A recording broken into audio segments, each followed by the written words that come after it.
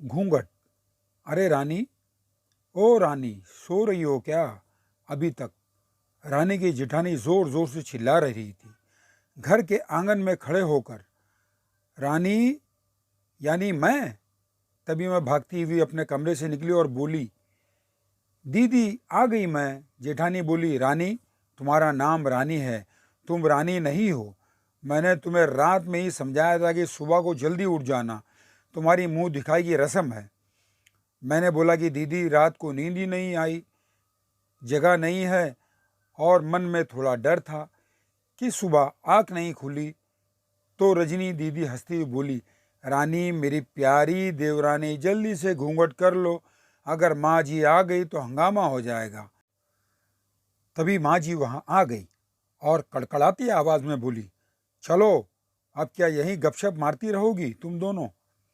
हमने चलना शुरू ही किया था, तभी माँ जी ने रजनी दीदी के कंधे पर हाथ रखा और बोली, पता है ना कहाँ से जाना है और कैसे जाना है? माँ जी ने बोला कि जब भी कोई बड़ा तुम्हारे सामने खड़ा हो तो हमेशा घूंघट में रहना और कम से कम अपने बड़ों के सामने आना, और बिना घूंघट के तो कभी नहीं। रजनी दीदी कुछ बोली ही नहीं, बस अपना सिर हिलाकर हाँ बोल दिया। मैंने भी बस अपना सर हाँ में हिलाया। माँ जी के जाने के बाद मैंने पूछा, रजनी दीदी आप तो स्कॉलर हो और इन सब चीज़ों को कैसे निभाते हो? रजनी दीदी मुस्कुराई और बोली कि मैं थारे जेठ जी से बहुत प्यार करती हूँ, इसीलिए अभी तक चुपचाप सब चीज़ें निभा रही हूँ। मैं कुछ नहीं बोली और चुपचाप रजनी दीदी के साथ घर के बाहर वाले कमरे में जाकर बैठ गई। वहाँ पर एक पड़ोस की आंटी जी बैठी थी। वो बोली कि ये कैसी बहू आई है, ससुर जी सामने खड़े हैं और ये यहाँ बैठी है।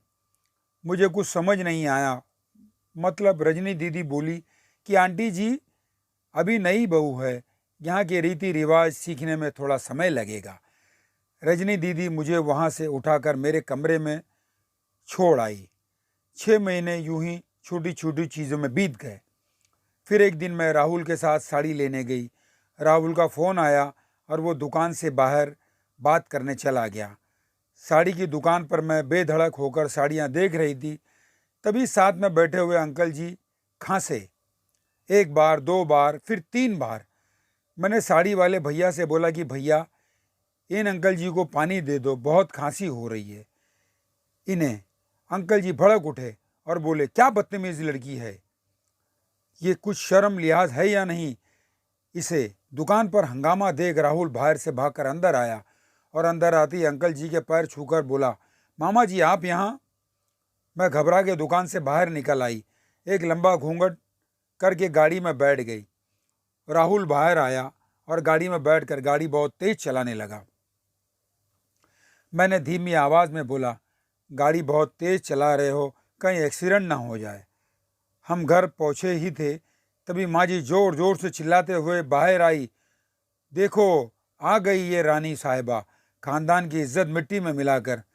तभी रजनी दीदी आई और बोली, माँ जी मेरी शादी को 6 साल हो गए हैं, मैं अभी तक मामा जी को नहीं जानती, ये कैसी जानेगी?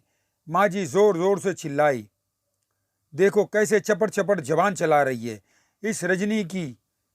कभी राहुल सबकी बात काटते हुए बोले कि माँ ये दोनों सही बोल रही है, अगर ये हमेशा घूंघट करके रहती हैं तो ये मामा जी को कैसे पहचानेंगे?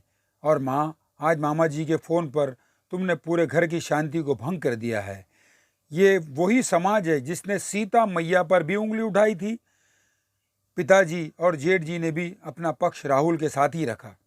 माँ जी थोड़ी देर बाद सोचने के बाद वापस रजनी दीदी और मेरे पास आई और बोली कि तुम दोनों को अपनी मर्यादा पता है, मुझे उम्मीद है कि तुम कभी भी मेरा सिर शर्म से नीचे नहीं झुकने दोगी। हम एक ही परिवार के सदस्य हैं और हमें हमेशा साथ रहना है। अच्छा वक्त हो या बुरा वक्त, हर सदस्य को अपनी मर्यादा पता है। माँ जी ने मुझे और रंजी दीदी को गले लगा लिया।